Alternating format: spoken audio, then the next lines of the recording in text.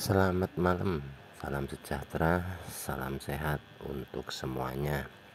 Nah, ini pengertian bagaimana cara setup BBMA. Nah, kemarin sudah dibahas mengenai dasar ataupun pondasi yang mana entry mengikuti arah tren besar. Nah, setelah menentukan media tren, ini bisa didetailkan satu-satu. Contoh seperti ini media tren dalam kenaikan. Nah, peran dari mid BB ini apa gitu ya.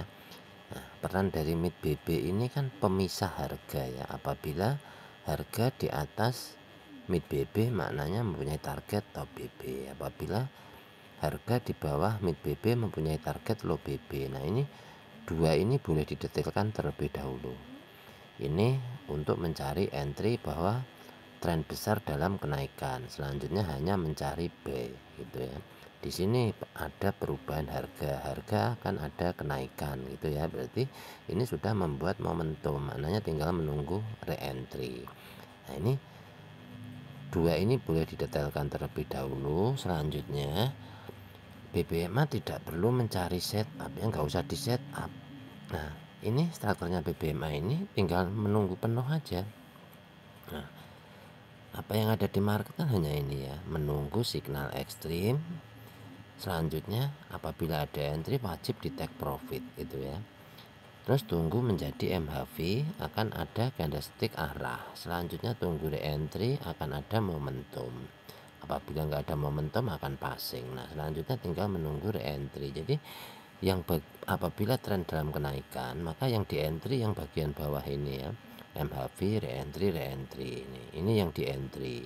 Minimal ada 3 step, karena ini dihitungnya tidak wajib, boleh entry boleh tidak gitu ya. Nah, yang di atas ini nggak boleh entry gitu ya. TPW, CSA ini kan di atas udah naik ya, jangan di entry B. Sudah tahu candle mau retest ke bawah gitu ya, jangan di entry B jadinya. Tunggu di bawah untuk di entry B lagi. Udah sampai sini tunggu di entry lagi. Setelah ini penuh, market baru berangkat. Nah, jadi apabila setup BBMA ini sudah terpenuhi, tinggal menunggu jalan, nggak usah di setup gitu ya. Jadi BBMA itu udah membentuk seperti ini. Ketika ada signal ekstrim masuk, berarti setup baru masuk gitu ya. Ada ekstrim, ada ini, itu setup baru masuk, namanya setup baru bermula. Nah, ini SOP 1. Nah, kemarin itu kan dibahas SOP 2 ya. Nah, SOP 2 ini kan cuma ini yang SOP 2 contohnya. Nah, ini SOP 2 nya ini. Nah, jadi kalau ada entry dari MHV melewati candlestick arah langsung membuat momentum, ini tidak wajib take profit. Selanjutnya tinggal tunggu re-entry, entry lagi gitu ya. Nih, jadi cuma ada 2 SOP ini. Nah, ini cara mencari setup BBMA nya seperti apa? Ini tinggal mencocokkan saja gitu ya. Mencocokkan apa yang sudah lengkap pada market. Ini strukturnya seperti ini, tinggal mencari di dalam market gitu. Nggak perlu di setup. Jadi ini kita sudah punya dasar di sini. Nah, contoh ya, ini tren dalam kenaikan, ada perubahan harga untuk kenaikan. Nah, ini time frame-nya daily. Kan ini kan time frame ke-1 anggap ya. Sekarang cari setupnya di time frame kedua seperti ini. Nah, pastikan dulu untuk daily, berikan mapping secukupnya. Contoh seperti ini. Nah, ini harga tertinggi, harga yang pernah dicapai. Ini kan harga volume tertinggi, ini harga yang pernah dicapai. Ini boleh ditarik garis seperti ini. Terus ini harga close-nya boleh di mapping juga. Kalau mau yang daily ini boleh, mau di mapping itu boleh ya. Karena apa? Ini apabila terjadi penurunan targetnya ya malo ya. MA5 10 sampai mid BB ini menjadi target apabila terjadi penurunan.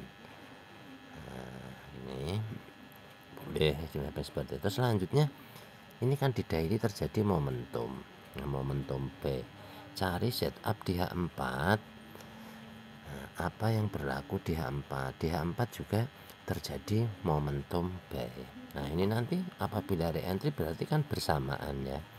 Nah, kita wajib menentukan di mana nanti akan memilih entry. Jadi jangan mudah goyah dengan analisanya siapapun. Boleh belajar diskusi bareng itu boleh, tapi apabila sudah masuk ke analisa wajib yakin dengan analisanya sendiri gitu. Jangan mudah terpengaruh entry-nya siapapun. Mau entry saya, mau entry siapa itu jangan mudah terpengaruh. Jadi tentukan mau entry di time frame berapa. Contoh yang bawah ini daily ya, ini daily, ini punyanya H4. Nah, mau entry di mana hari Senin itu? Misalkan pagi dalam kesibukan nggak bisa entry ya nggak perlu entry gitu. Jangan takut nggak dapat momen. Jadi entry santai. Nah, dalam struktur market sana kan BBMA jelas nunggu re-entry. Ketika ada momentum yang ditunggu kan re-entry. Nah, ini H4. H4 setupnya kan kalau mau B masih menunggu ya, jauh ya. Seperti itu. Nah, perkecil di H1, boleh nyari entry di H1 atau H4. Jadi sesuaikan dengan kesibukan ya. Apabila punya kesibukan aktivitas padat, boleh menentukan mau entry di mana. Intinya gini, intinya ketika setup atau mencari atau analisa ini wajib yakinkan dulu ya. Yakinkan dengan setupnya sendiri, jangan gampang goyah. Misal besok saya mau cari entry buy di H1, contoh ini. Nah, kan contoh di sini. Nah, kita punya dasar sebelumnya ya, seperti yang saya sampaikan.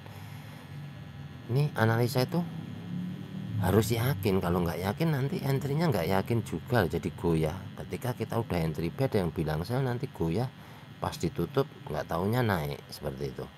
Nah ini wajib diyakini dulu dengan analisanya sendiri, nanti baru mau diskusi atau apa sama teman tuh bro. Karena trader itu sebenarnya hanya butuh diskusi ya, butuh menguatkan keyakinan. Jangan sampai keyakinannya itu goyang. Kalau sudah punya keyakinan goyang, nanti entry di mana aja salah gitu. Nah ini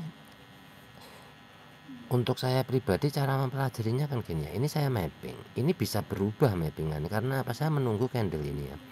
Candle besok hari Senin dia akan kemana, misalkan ke bawah, breakout MA5 10, break ke bawah, maknanya dia akan ke sini, maka nanti nunggunya di sini saya itu. Jadi sebelum datang ini ya nggak perlu di entry, maksudnya mau limit apa itu nggak perlu gitu apabila ada waktu. Jadi misalkan menunggu di H1 tinggal setel alarm juga bisa. Apabila ini nanti di breakout, maknanya akan ada retest ke atas baru bisa menuju ke sini gitu. Tentukan pilihannya dulu mau entry di mana ya. Ini punyanya H4, punyanya H1, ini kan sudah di mapping ya. Harus yakin gitu. Jadi kalau udah yakin di mana nanti sampai, tinggal entry, jangan cuma dilihatin gitu. Harus percaya diri ya, karena bukannya apa ya, kalau kita nggak percaya diri mudah goyah, nantinya lihat entrian orang itu ikut goyah ya, gampang terpengaruh. Ini bahaya, ini usaha real yang hubungannya dengan uang. Misalkan contoh di sini H1 di sini, ini anggaplah ya, contoh misalkan ini dianggapnya reversal ke atas retest, selanjutnya akan ke bawah. Mampu nggak dia breakout MA5 10?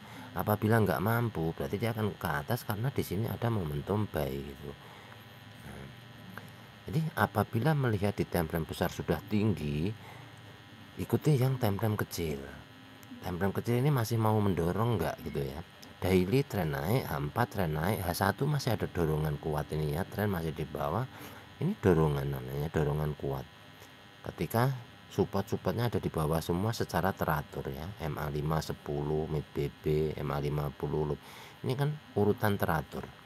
Maka tentukan entry itu nggak perlu buru-buru. Contoh baru open market langsung entry buy gitu, nggak perlu buru-buru, tunggu sejam. Nah ini kalau misalkan nggak mampu di breakoutnya, entry buy targetnya ya top BB seperti itu. Nah apabila di breakout, maknanya candle akan ke sini, akan ke mid BB itu. Nah, entry kuat itu kan pertemuan MA5 10 mid BB. Entry kuatnya karena mengikut arah tren gitu. Nah, ini H4. Jadi wajib tentukan pilihan terlebih dahulu, jangan ragu-ragu untuk analisa salah itu nggak apa-apa, nanti tinggal diskusi sama temen apa-apa tuh boleh-boleh saja, tapi jangan menggoyahkan pikiran sendiri gitu, nanti keyakinannya hilang ya. Contoh kita sudah setup buy ya, nyari buy gitu, tapi di atas kita punya mappingan sell, nah itu membuat kita goyah. Selama belum selesai biarin aja buy-nya ini sampai mengakhiri jalannya gitu. Kalau belum berakhir nggak perlu dicari selnya, nanti akan diberikan signal dari BBMA. Ketika perjalanan mau berhenti, pasti akan memberikan signal extreme sell gitu ya. Nggak perlu dicari setupnya, tinggal mengikuti mana yang jadi kaidahnya untuk entry, itu aja. Tren sebagai ukuran utama ataupun patokan entry mengikut arah tren besar. Nah, selanjutnya sudah paham dengan dimana pemisah harga mid BB. Nah, apabila di H1, contoh di H1 tidak ada pemisah harga ya, candle tidak mampu memberikan signal untuk perubahan arah, berarti arah kenaikan masih kuat. Ini contohnya gitu saja. Nah, hanya saja untuk time frame-nya daily ini kan yang menjadi patokan kan ya. Ketika candle memberikan arah ya, signal arah akan dibawa jauh, dibawa kemana tuh ini time frame-nya daily ini. Ketika ada momentum ya udah besok kita tinggal nyari buy gitu. Ketika ada momentum sell, besoknya tinggal nyari sell gitu. Nah, ini yang membawa arah. Ikuti aja, tinggal mapping seperlunya. Atas nggak perlu di mapping nggak apa-apa, boleh di mapping yang pas harga yang pernah dicapai saat. Jadi mau sampai atasnya di mana itu nggak ada batas ya. Nah, ini tingkat kehati-hatian. Kalau nanti kita yang membatasi, repot, nanti pikiran kita jadi goyah ya.